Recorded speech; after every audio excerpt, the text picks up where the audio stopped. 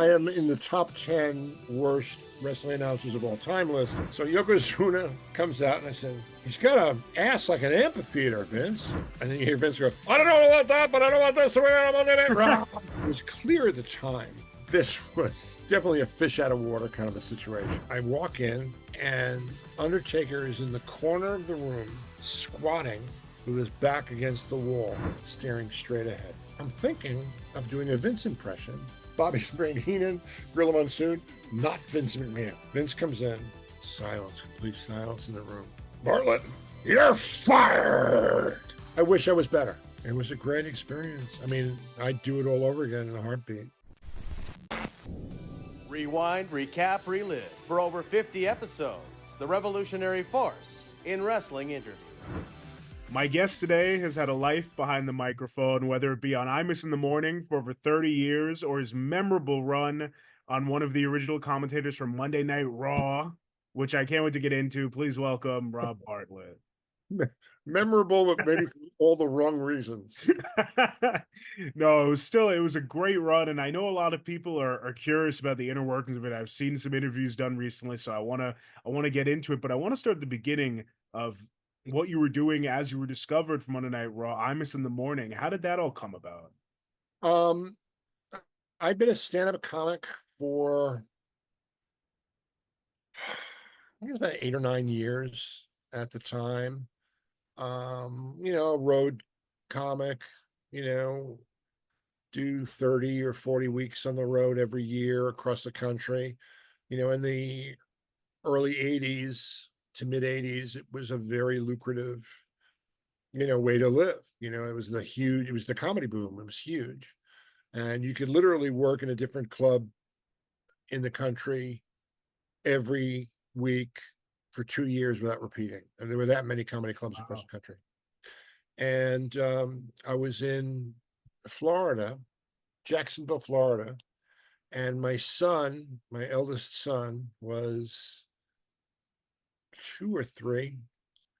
And I used to bring my wife on the road with me during the summer. She was a dance teacher, she had a dance studio, so she had her summers off, so I'd bring her on the road with me. And when he got to be old enough to travel, I'd bring him with us. And being as I was working Jacksonville, Florida, I kind of squeezed in a Disney trip before Jacksonville. Nice. And it was the first time he'd ever been to Disney, and it was just, as you might think, it was one of those magical experiences. And I dropped him off at the airport and went to Jacksonville. And midway through the week, I thought, I can't do this. I just missed my family too much.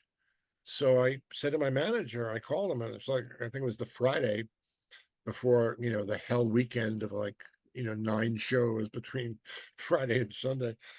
And I said, I can't do this anymore. I can't do the road anymore. And that was the one. I mean, there were one-nighters in New York you could do in Jersey and Long Island, whatever, but not enough to really make a sustained living. And so my manager found this club in Manhattan that was a luncheon club for the garment district. And so they were empty on weekends. And so we went in and we four-walled it and we started doing a comedy show. It was like, I'd invite an opening act and it would be my thing. Mm-hmm. And it was tough to promote because we were four-walling it. Like, there was some slim pickings early on, but to me, it was better than being on the road and missing my family. But one night, I was doing a one-nighter Jersey gig with a guy by the name of Mark Sheft, who was Imus's producer at the time. Okay. Before Bernard. And, I was telling him about this benefit I was doing. And I used to go on Soupy's sales show on WNBC because I had opened for Soupy a number of times. And, we kind of hit it off. And, he liked the fact that I knew old-time jokes and whatnot. And did some really special shows with him. He couldn't accommodate me. And that was, disappointing because I really wanted to promote that and, this Club 1407.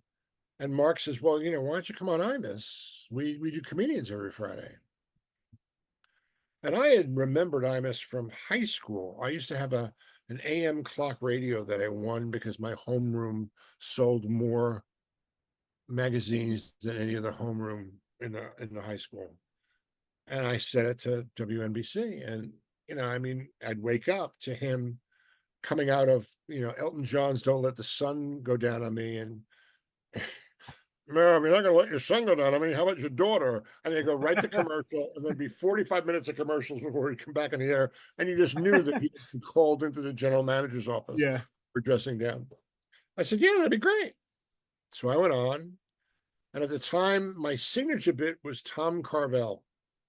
I used to do this Tom Carvel bit. And Tom Carvel, guy who owned Carvel ice cream stores, used to do his own commercials, and I did a parody of it. It's my signature piece. Okay. And Imus went crazy. He just thought it was the funniest thing in the world. He said, come back anytime you want. And I took him at his word. Every week I'd find a way to just kind of be in the lobby and call Mark and say, I'm here. And they would buzz me up and I would sit in and do bits. And WNBC got sold. They went out, they shut down and they sold to WFAN, the frequency, and they brought Imus over with them as part of the deal, and they offered me a contract to be full time. Wow. And I was there for 31 years. And what was great was I was able to promote my appearances in the tri-state area. So I didn't have to really do any kind of traveling. I could do theaters and stuff in Connecticut or Jersey, whatever. And it was a sweet gig. And plus it was a steady paycheck, which in show business is not something that's that, recognizable. It's not something that happens a lot, so I was very, very fortunate, very, very blessed. And, I learned a lot about comedy, about broadcasting, about radio, about show business during that tenure, and got incredible exposure.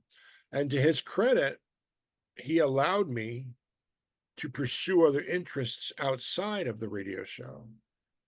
So whenever I got a Broadway show, I got cast in a Broadway show, he would be supportive of that and allow me to do those kinds of things. Or if I got, a TV gig, Law and Order or The Good Wife or Elementary or one of those things, he would be very supportive of that. So I really had the best of all possible worlds. The way I kind of got into the whole WWF, because that's, it was the WWF in those days. Yeah. It was before the World Wildlife Foundation decided they were going to sue Vince, which, by the way, I think they're the only people who were ever successful in suing Vince McMahon. And won, yeah, exactly. It was a benefit for Connecticut Special Olympics. Imus was very involved in Connecticut Special Olympics because his best friend, Mike Lupica's wife, Taylor, was very involved in Special Olympics. And so Imus would provide his talent pool, and I would MC benefits. I'd show up for personal appearances and it was a great gig. Got to meet some great people, great exposure, and felt like I was doing something good at least. And there was this benefit banquet one night. It was in a tent in Stamford. I think it was outdoors, but it was in a tent. And I was emceeing and doing the auction. I became like this auctioneer. I've learned how to become this amazing auctioneer during my tenure doing this. What I would do is a lot of them had donated, these things, a foursome with, Magic Johnson, or a foursome with Shaquille O'Neal on a golf course. And at the time, there were a lot of Wall Street guys who were trying to impress each other. Mhm. I would get like a bidding war going between the two of them. And I'd get it until it was like really, really high. And I would like taunt them. You gonna let him get away with that? Because it was like an ego thing. Yeah. And we'd raise it. And then I would turn to whoever had donated it and say, can we get two of these?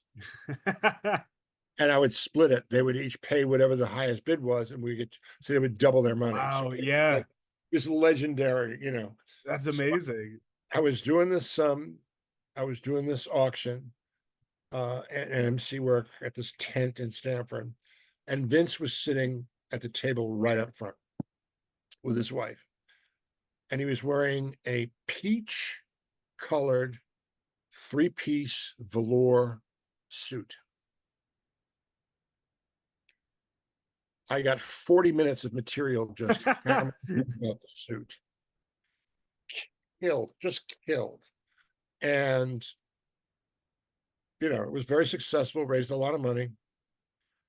And go back to work Monday, Tuesday. I'm driving back from the radio station after, because at those time I wasn't live in the studio. I would come in after the show was over to record production bits for the next day. Okay. So I'm driving back to Long Island from Queens, where we were at FAM. And Imus's assistant calls and says, Vince McMahon called. He wants you to call him.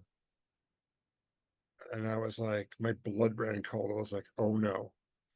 I have now so time to pay the piper, Yeah. because I had heard what, how legendary he was, had not a good sense of humor when it came to himself. So I call him. Bartlett, I'm very sorry you didn't enjoy the fashion choice I made. How'd you like to do a live show every week from the Manhattan Center? I'm putting together this thing called Monday Night Raw. And my son was a huge wrestling fan at the time. He was in middle school, I guess. I thought, what the hell? This could be a fun gig. It could be a lot. Meanwhile, I knew nothing about wrestling. Even though my son was a big fan, I knew nothing. Yeah, of course. People, but I didn't know the ins and outs. And, I didn't know from a heel and a baby face. I didn't know any of that, And so he said, let's do it. I went up to Stanford to do mock play-by-plays to tapes with Macho Man and Vince. And, like a rehearsal. Yeah. It was clear at the time, at least to me, that this was definitely a fish out of water kind of a situation. Right. I thought that's what I'm going to play to. I'm going to play to the idea that it's a fish out of water. I thought, play up the idea that I don't really know much about it, and then try to do as many things as I could. I mean, to Vince's credit, he thought, because it was going to be live, which was a brilliant, genius idea. I mean, one thing I got to say about him, he's like an amazing person in terms of knowing his product and what his audience wants. And to take that kind of a risk to do a completely live show every week from Manhattan was huge. It was, I mean, I don't think it had ever been done before. Maybe like in the old days, they used to do live events like from wherever in the old school wrestling, but no, nobody ever done it since it had become huge, and it was right in that valley between the Cyndi Lauper era and when it really got big. So I was like right in the middle of when it was really, really big. So fortunately for me, and I kind of take a little bit of responsibility for the fact that it was the lull in between the two. Because I No. I am in the top 10 worst wrestling announcers of all time list. I'm not number one, I was gonna say, I don't hear you saying number one though, so that's but there's still hope. There's still hope. So we did these things, and we did the opening show, and it was clear from the first thing I said. Yokozuna was the first bout, and I called him Yokozuna because I noticed that Mr. Fuji mispronounced his name, so I continued that. Of course, everyone said he doesn't even know what his name is. I was making fun of the manager not knowing what his name is. I realized pretty soon that subtlety was not my friend at this point when it came in. And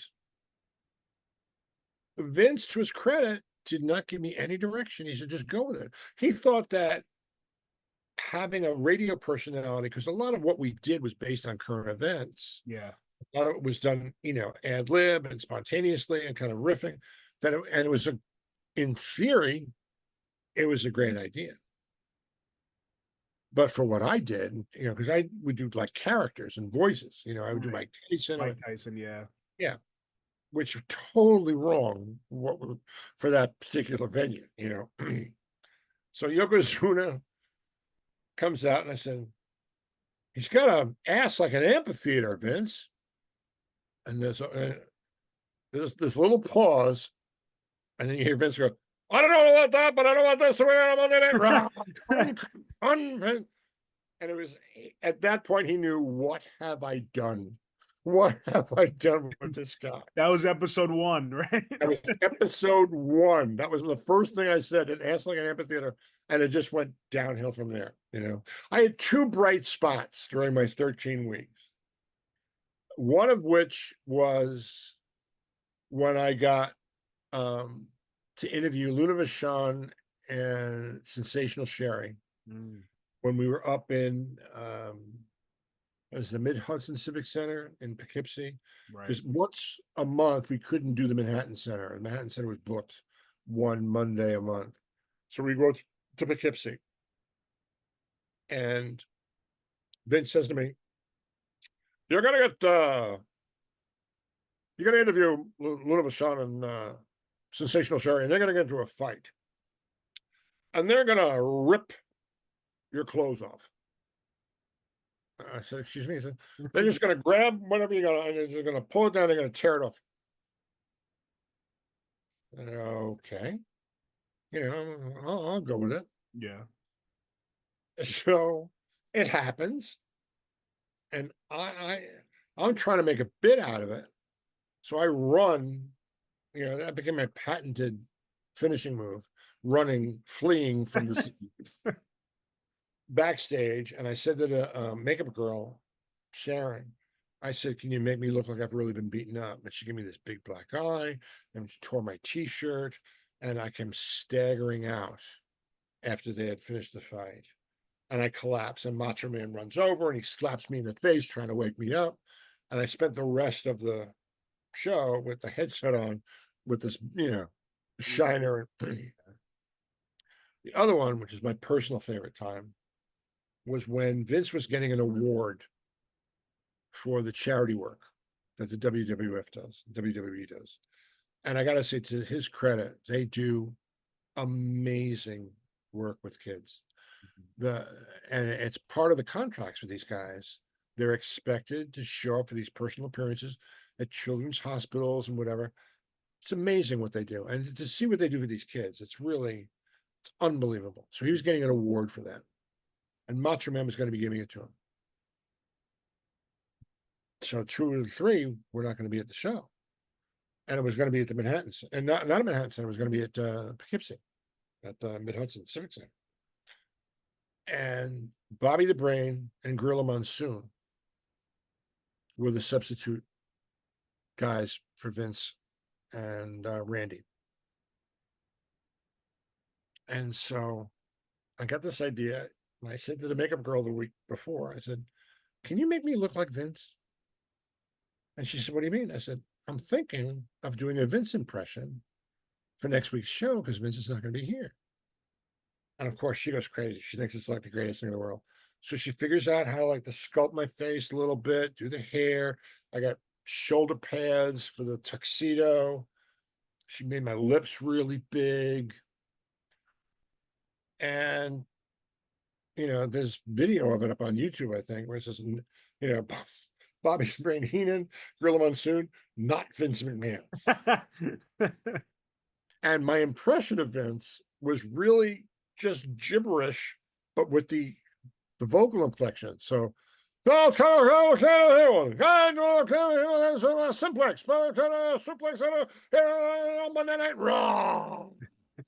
it's all I did the whole night. Bobby went nuts. He thought it was the funniest thing he'd ever seen. Oh my God. Because nobody had ever really dared to imitate Vince. Yeah. And what was great was Gorilla Monsoon was completely, but he had no idea what was going on. He got more and more irritated as the evening went on.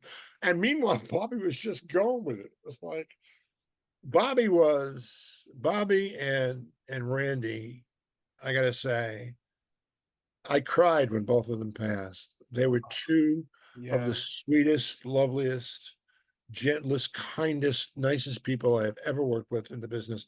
Been in the business almost 50 years at this point, and they were really just incredible people. And I mean, when I first showed up in Stanford to do the mock shows, Macho Man said, "Brother, whatever you need.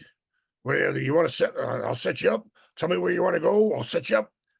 It was so welcoming and so supportive. And Bobby was the same way, you know. Meanwhile, Bobby and Gorilla should have been a comedy team. They were as Oh, good as yeah. Abbott and Costello. The two of them, the chemistry. I'm telling you. Anyway, but Bobby was also the sweetest, loveliest guy. I met such great people there. Yeah. You know, I mean, really great, great people. Um, it was you know, I would have loved to have been part of the anniversary shows, but it's, you know, maybe now that Vince is not there, maybe there's a chance I can sneak back in. Who But knows? Yeah. all is forgiven. I'm ready to come back and take my lumps. Um, but it was a great experience. That's awesome. I mean, you just really took us through like an amazing amount of history too. Like as a wrestling fan, these names that you're mentioning that you're able to just brush past and kind of take the advice that they're giving you. I mean, it was such a cool experience. As not such a big wrestling fan or really one at all other than your son, I'm curious when you walked into the back because we all hear stories of how crazy the world of wrestling can be. Do you remember your first interactions with some of these like larger than life personalities? Oh yeah. Oh yeah. It was just so interesting. It was just so interesting. Um,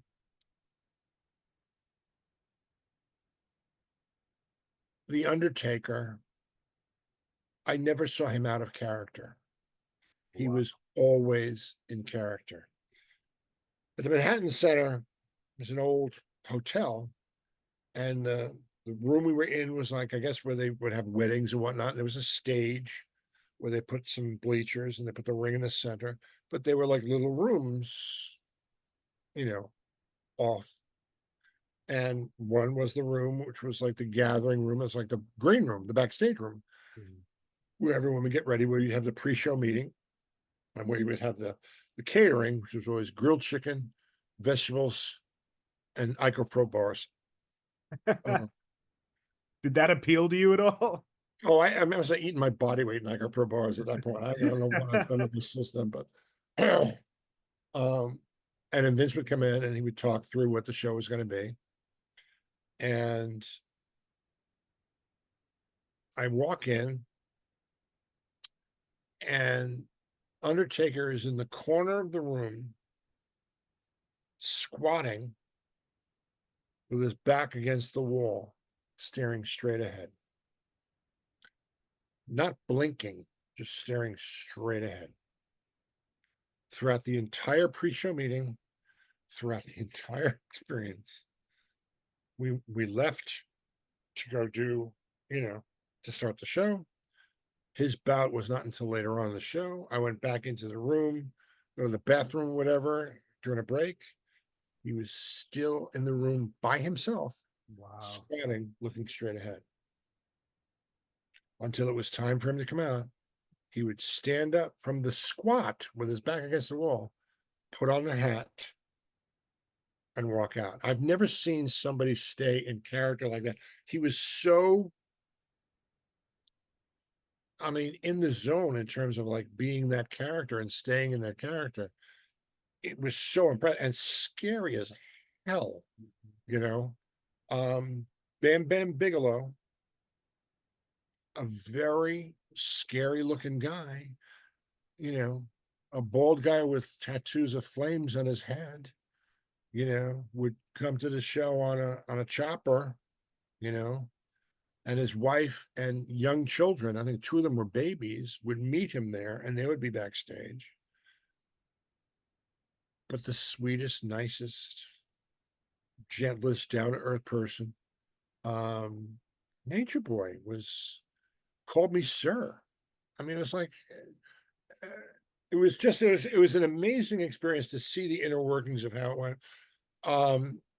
There was an event at Madison Square Garden that I took my son to. This is after I'm doing the show. I don't know, 6 or 8 weeks at this point. And I'm thinking we're gonna go sit ringside. I'm the cock of the walk. I'm at the inside. He invites his friends. I rent a limo. It's a big Wow. deal. Get the tickets. I don't really look at the tickets. I just assume. I hand them to the usher, and we go up and up and up and up and up. We're 2 rows from the ceiling Oh in my Madison God. Square Garden.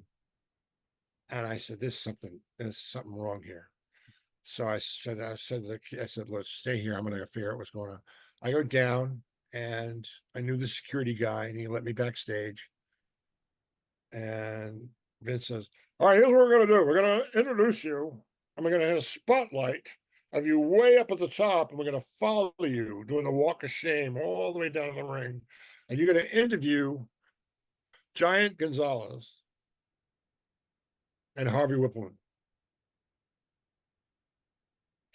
Okay. I'm not gonna do this. I can't. My kid's here. I'm not gonna be, Yeah, were you planned to be on the show? No, he didn't set me up for this at all. I had no. Okay. Okay. So I stay backstage, and they introduce me. And I go out and I get into the center ring. It's Madison Square Garden. I mean, when I woke up that morning to think that I was going to be in the middle of Madison Square Garden in the ring with Giant Gonzalez and Harvey Whippleman. And I'm doing the interview. First of all, they introduce me. And 55, I don't know how many people are in Madison Square Garden. I don't know. It's sold out. The boos were deafening as I was introduced to taking this. It was just, it was really. So, all right, so I'm gonna go with it. I'm gonna win this crowd over. The stand-up comic in me, I'm gonna win this crowd over. So I started interviewing Harvey. Giant Gonzalez doesn't say anything. It's all through Yeah. Harvey Whippleman. New York is full of scum. You people are the worst. You dog crap, whatever. I said, excuse me. I said, but New York is the center of the freaking universe, pal. We are, and I'm really, and I'm starting to gain a little bit of support. Starting to gain a little bit of support. And John Gonzalez reaches over and gives me the Spock pinch on my shoulder. And so, I know how to do improv. I go with it. It's like, yes, and so I dropped to my knees in submission, and I did my patented finishing move. I run with fear from from the ring. But after the show is over, I got to bring the boys backstage. That's nice. They got to hold the ring, the belt. Yeah. They met Macho Man. They met Virgil. They met all the guys who were on the show. Could not have been nicer. Posed for pictures, did autographs. I was the cool dad, even though I had been forced into submission by John Gonzalez. How big was that hand on your shoulder? Even the 2 fingers.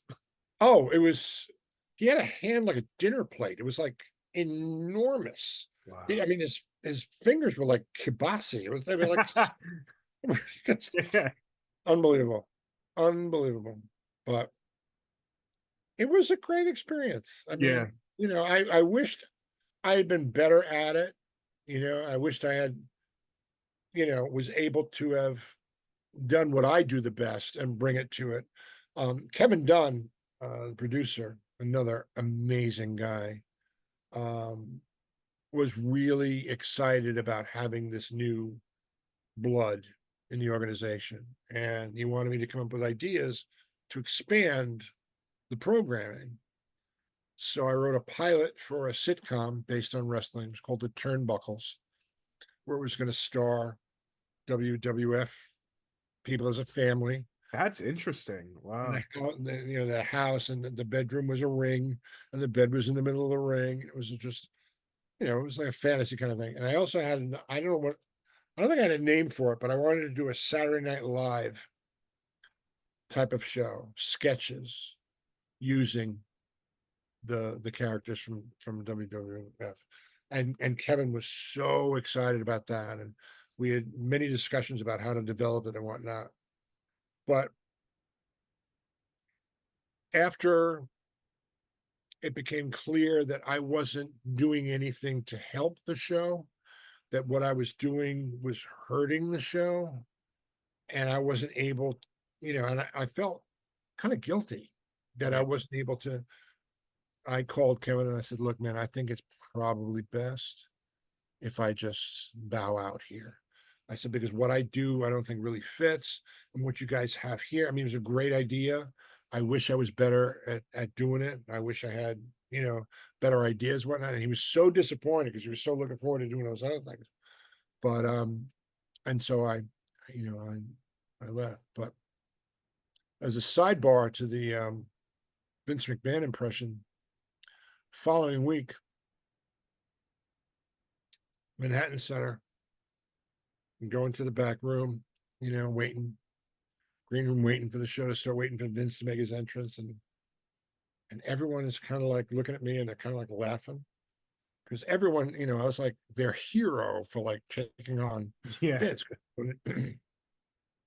shaking their heads and like they just knew something was going to happen. Vince comes in, silence, complete silence in the room, and he just looks at me and goes, Bartlett, you're fired. Everybody laughs. Do the show. Following week, I show up Manhattan Center. Something didn't feel right when I went in because the security guard, who I'd known because I've been there a couple of weeks, kind of like laughed. I get into the elevator and I go up. Elevator doors open up and there's a camera guy at the elevator. And he's got me on camera and he follows me as I'm walking into the room. The room is completely empty. Wow. There's no ring, no nothing. They were doing the show up in Poughkeepsie. Poughkeepsie, and they didn't tell me. Wow. They got you back. It was like it was one of the greatest pranks ever. Oh my God. Just a completely empty Manhattan Center. So great. And I think he actually did like a remote, if I recall, it's been so long. But yeah, really funny impression there, Bartlett. I'm imagining his voice just coming in from somewhere. Yeah. Oh my God. Yeah. I'm standing in the bleachers, Yeah. by myself going, Vince, Andy. Um, so we see how much of a success Monday Night Raw is now. I mean, then these are the early days, and it sounds like it was just so much fun. Can you take us through what you remember from that first show day? How Vince was, how everyone's minds were? Because they've had shows before, but like the first Monday Night Raw, what was that atmosphere like?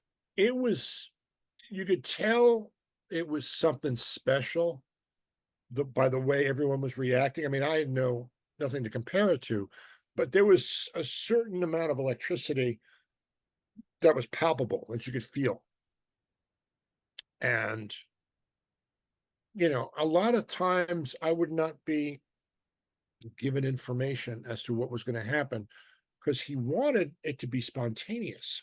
Mm, He wanted me to react without a lot of knowledge, which was really to his credit, a smart move. yeah. Because that's when you get those magical moments when stuff is off the cuff.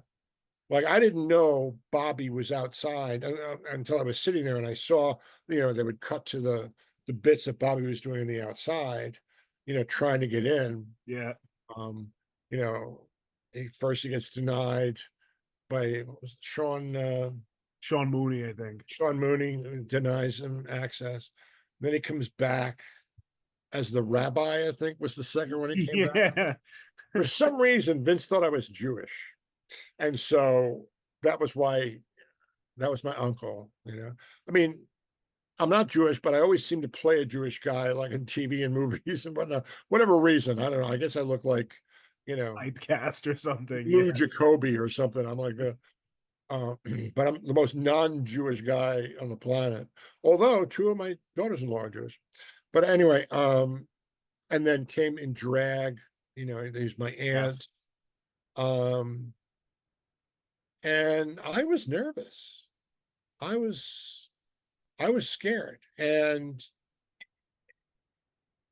to Vince and Randy's credit, I mean, especially Randy, because Randy just kept saying, "What do you need? What do you need? What can I do for you?"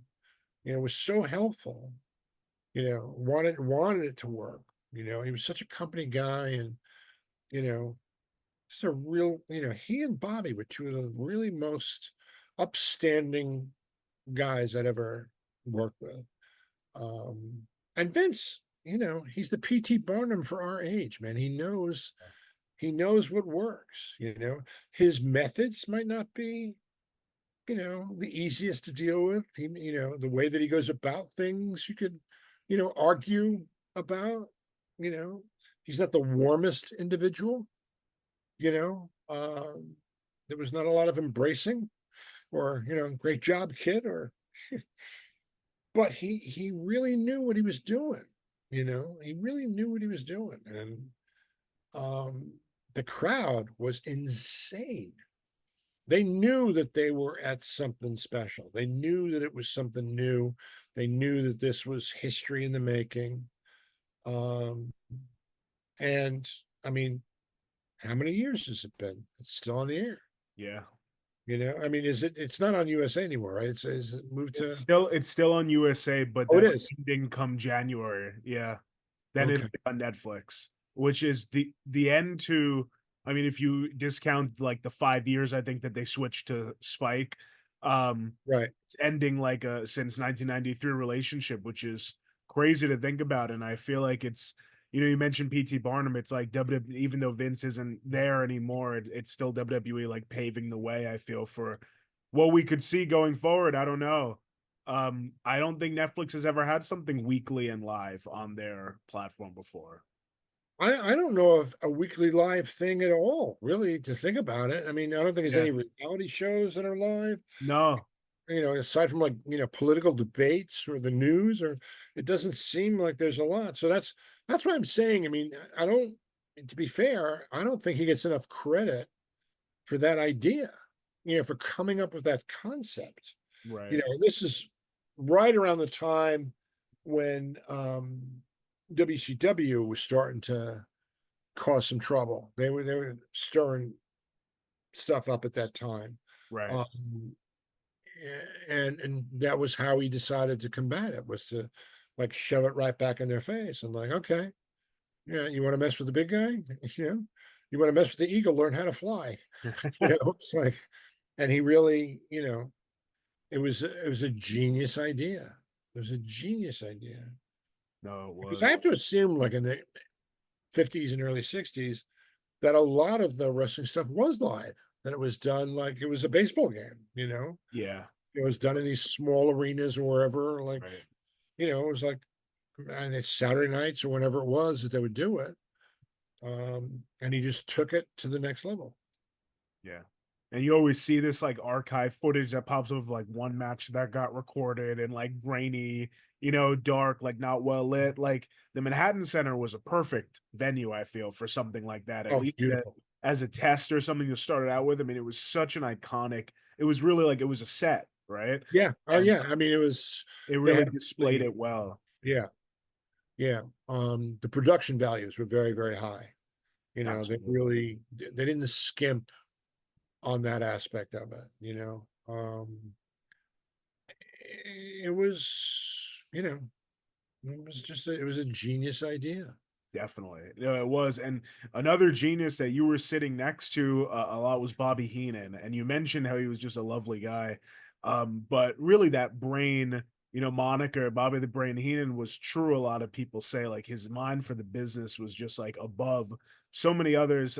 Did you learn anything specific or skills that you keep with you over the years from Bobby? And just the way that he interacted with people.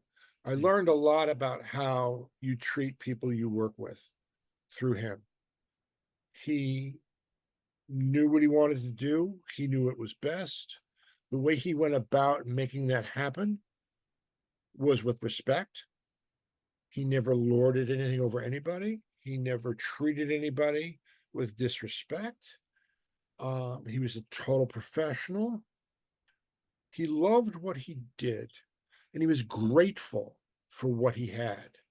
He was really grateful for the career he had, and you could tell, and he loved it, you know. And he could take a joke like nobody's business. I used to break his chops about um calling the narcissist. Yeah. I used to break his chops about that all the time, and he would laugh. But for whatever, he could not say narcissist. He couldn't say narcissist, even though Vince and everybody else who was like introducing a similar, I'm the narcissist. Let me tell you about narcissist. It was just, I would break his chest with it all the time, and he'd laugh. You know, he he was a real. I mean, he'd been in the business forever, knew all the ins and outs, and knew how to navigate it. And up until the very end, he maintained his dignity. He maintained his sense of humor. He Mhm. maintained his professionalism. You know, oh, I was so sad when he passed. Yeah. I mean, he was a real great, one of the true greats. So cool that you were able to spend some time with him, and just like get a little bit Yeah, I too mean, I'm beforehand. blessed. I am Yeah. so blessed. When it comes to Vince, so you mentioned Ass Like an Amphitheater did not pop Vince McMahon at all for some reason. I think it's a great line, but Vince didn't like it. Were there any lines that you said that you remember getting a laugh out of Vince? No, I don't think I ever made Vince laugh once. Um, I, I mean, the idea was it was uncut, uncensored, on whatever it Yeah, how was. many? I'm sorry. How many times did it take for you guys to get that right? Oh, it's just because I had no desire to learn it. So, and I thought it was funny, but I never knew it, Yeah. So I would throw that in there.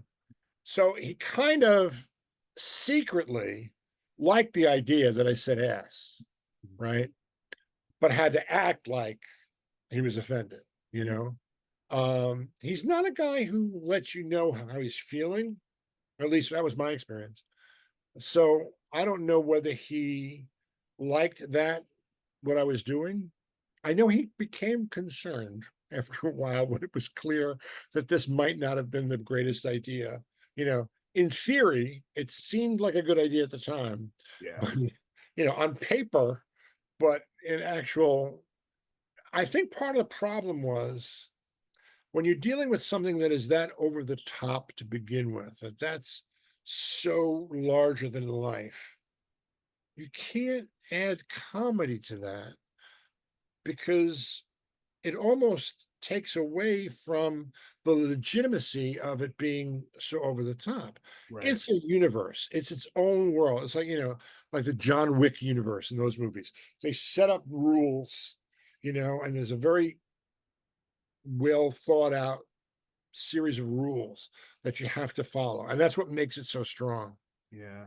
When you're setting up a world that is so over the top like that, that's so strong and people are so passionate about, it's like making fun of something that's already funny. It doesn't really work, you know, um, because it's serious. I mean, that's the one thing I got to say.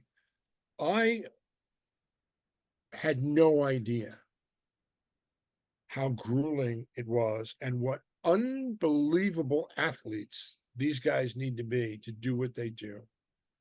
It's one thing, it's like when you learn pantomime, when you go to acting class, it takes more muscles to act like you're pulling a rope when there's no rope than it does to actually pull a rope, because you have to do resistance as well as, you know what I mean? So it's so for these guys to make it look authentic when they're not really following through to hurt each other the way it looks like they're hurting each other, although they get hurt, don't get me wrong, it's not like a walk in the park, but the athleticism that is required to do that. I forget which match it was at the Manhattan Center, and it went on through 3 commercial breaks. It continued for 3 commercial breaks. Was it And Ric Flair and Mr. Perfect or I no? don't remember. I really Okay. don't. I just know that it went on for a long time. And it was interesting because in addition to what Vince was saying as he was doing the play-by-play, he was really moved by how much these guys were putting into it and how much respect he had for them. Because I think at one point he turned to me and said, "Do you have any idea what this takes?" Like he was really appreciative of all that they were doing to make it look the way that it looked, you know? So it was kind of neat because it was like he was a fan. Yeah. He was his own fan, and he really had respect for these guys who were really just all balls to the wall. I mean, full out, no holding back. I mean, it was like I think it was through 3 commercial breaks, you know. So that was one of the things that I was left with was just how truly inspiring that was. And I think, in terms of if you're looking at it as besides being a sport, it's show business, Yeah. right? It's the epitome of show business. I learned a lot about show business from that, which is no half measures, man. Full out. It's got to come from here. It's got to be. You gotta do your homework. You got to be prepared, and you got to have the heart to do your best. I never saw anybody walk through anything. It's like we were talking about Cheap Trick earlier. I've never seen them walk through a show ever. Yeah.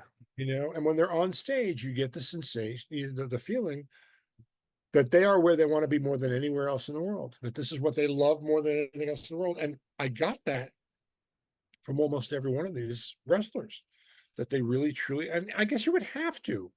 It's like on Broadway, I see these dancers and what they put themselves through in their bodies. And in order to get to where they are, to be that good, what they have to do in terms of being fit and taking class and what they do to their bodies and how excruciating it is, they really have to love it. Yeah. Because aside from that, the people who are like producers know that the people who are doing that do it because they can't imagine a world where they wouldn't ever do that. They love it more Yeah. than anything else in the world. And unfortunately, that's what they use against them. We don't really have to pay them because they're going to do it anyway, So it's like it's ironic, but I'm telling you, to see these guys and everything that they put into it, and also the way they treat fans, the Yeah. way they treated the fans were everything. Ultimate respect for the fans, and that's the way it should be. Yeah. Very loyal wrestling fans. Yes, But absolutely. so interesting what you were saying just now, keeping the illusion alive with those like sets of rules. It's interesting to kind of see that, because it really is a world that Vince built, and others, of course, that helped build it up with these little tools that they use. One thing that's interesting, so you called wrestling, although it was a different time. You stood there and you commentated live wrestling with the fans surrounding you. I'm curious if you have any thoughts on some current commentators, or someone like Michael Cole, if you followed, who has been now the voice of WWE really for nearly, I don't know, definitely the early 90s. Michael Cole's been there commentating strongly. I haven't followed it. Unfortunately, my son, interestingly enough, the middle schooler, um, actually became a fan as an adult now. Because he does an event. He rents out a bar for either WrestleMania or one of the big events, Yeah. and invites all his friends, and they watch it, all together. He still goes to the events. He has taught my granddaughter the ins and outs. Wow. She knows the difference between a heel and a baby face. Yeah, which is just, I mean, she's 5. Yeah. So it's So like, that's impressive. That's yeah, starting young. Yeah. so, they'll be watching something and she'll turn, "Sophie, heel or baby face?" Baby face. It's hysterical. That's so Um, funny. I mean, if he's been there since the 90s, he's got to be good. Yeah, no, Because exactly. I And was yeah, going to say, I mean, I don't think, I mean, it was really kind of sweet. Vince didn't fire me and allowed me to read the writing on the wall and excuse myself from yeah. the situation. Although that's the way they played it. They played it like I got fired because my limo wasn't big enough. I think was the story they told everybody when I didn't show up. Is that Uh, true? I didn't know that. Oh wow. yeah, I think that was because I think I tuned in the following week. Yeah, yeah, Bartlett didn't show up. He didn't think the limo was big enough. Um, and I think Jim, what's his name? Jim Ross. Jim Ross was the one who took over, and I got to actually see him. He was being interviewed at WABC one of the last few years. ABC, I'm on NBC. He was a guest, and one of the guys said, Jim Ross is coming in. Would you like to say hey? I said, yeah, sure. And he was promoting his book, I think, at the time. He'd written a book. And I got to say hello and say hi and whatnot. And another really great, just a gentleman, true Yeah, gentleman.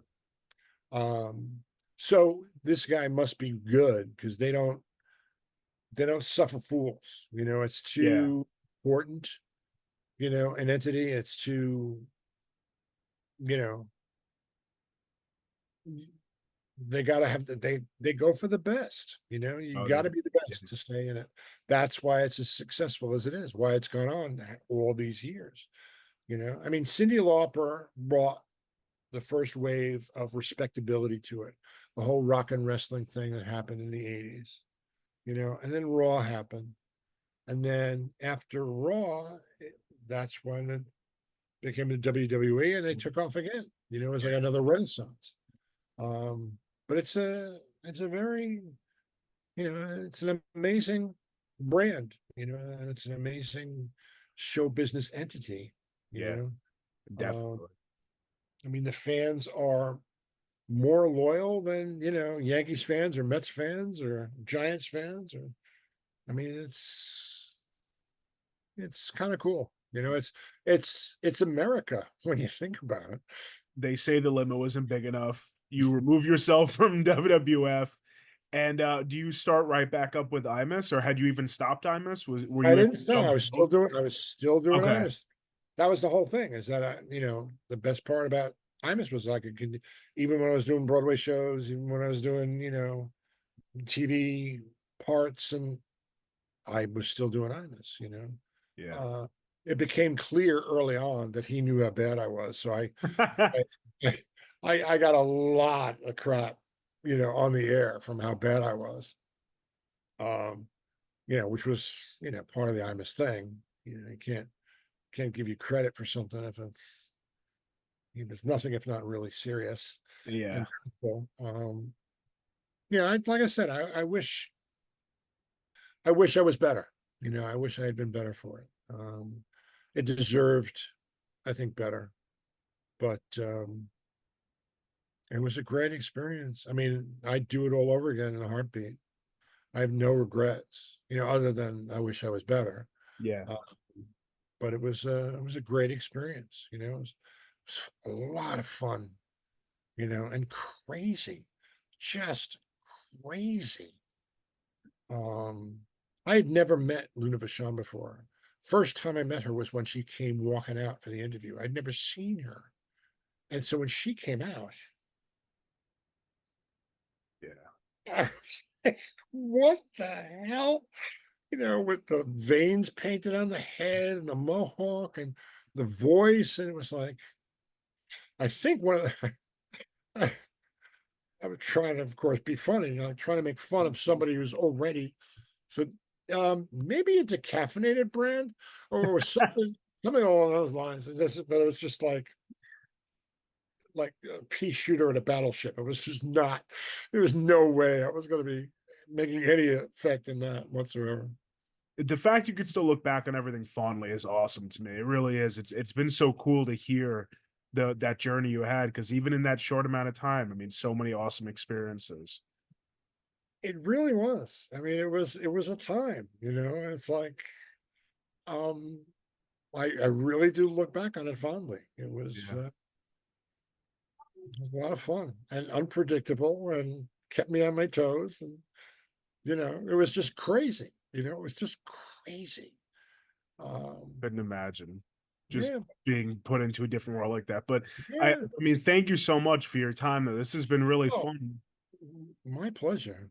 What is keeping you busy these days in the world? Um, I'm kind of semi-retired. I don't do stand-up anymore because the business has changed so drastically. Um, the clubs now don't hire comics as much as they hire TikTok Right, contributors who have right. 1 million followers, who have a 10-minute thing that they do, and then they spend another 90 minutes taking questions from the audience and sell merch. Um, and the cancel culture is such that you can't say anything anymore, no matter what the context is. Mhm. And I often wonder what George Carlin, would say about that kind of thing, because it's Yeah, a comedian's job to incense, you know. Doing some acting here and there. I just did last March. I did a show up in Waterbury, Connecticut. Grumpy Old Men, the musical. I played the Walter Matthau part, which was fun. that's Um, cool. uh, Trying to get into something else. There's a theater here on Long Island called the Argyle, which may be doing something that I might be right for in the spring. So I'm looking maybe to audition for that. Um, I've been doing a lot of teaching. I do a lot of online coaching for people who have auditions. They do have a monologue, whatever, and so I work with them on Zoom. It started during COVID. I got a student who hunted me down. He was doing Little Shop of Horrors at a community theater in Belfast, and saw me online on YouTube doing Mr. Mushnick, because I was the original Mr. Mushnick in the Mhm. Broadway Little Shop of Horrors. And I had just started to like make it known that I was looking to do some teaching and whatnot. And he asked me if I would, you know, be his coach. And so I took him on. And then after about 3 weeks, he was so good. I just said, you know what, you're on scholarship. You don't have to pay me anymore. And I've been working with him ever Uh, since. He's tremendous. He's such a great actor. And I do an acting class at the local library, and mm, going to be doing an adult education class in the spring or winter, I think, at the high school. Teaching's a lot of fun, and I find I learn a lot by teaching. I give a piece of advice and go, "Oh, wow, yeah, that makes sense." So, but I'd like to keep acting. That's the reason I got into stand up, was so I could get into acting. Because when I first started, it was when Robin Williams and Steve Martin, all these stand up guys, were getting acting gigs. So yeah. I thought that was the quickest way of getting into acting. So, and it took me a while, but eventually I got there. So, and that's it. I just spend the rest of the time, doing some writing. I wrote a play. I'm writing a mystery novel, and spending time with my 3 grandkids, which is just the greatest. So I'm glad to see you're doing so well. That's awesome. Rewind, recap, relive. For over 50 episodes, the revolutionary force in wrestling interview.